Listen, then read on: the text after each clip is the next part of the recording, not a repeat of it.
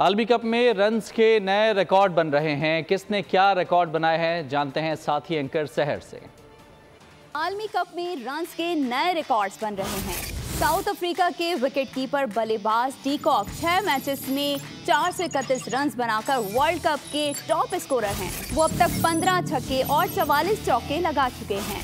Kangaroo बल्लेबाज David Warner 413 runs बनाकर दूसरे नंबर पर मौजूद हैं। उन्होंने ये रन्स बनाने के लिए 19 छक्कों और 38 चौकों का सहारा लिया।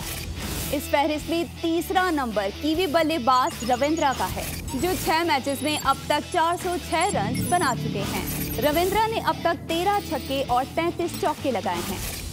जनूबी अफ्रीकी बल्लेबाज मार्करम ने 6 मैचेस में 356 रन्स बनाए। इस मजमूए में 7 छक्के और 39 चौके शामिल हैं।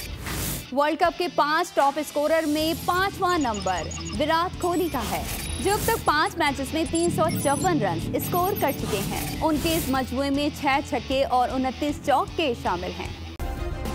सब्सक्राइब करें और बेल दबाएं ताकि कोई खबर रह न जाए।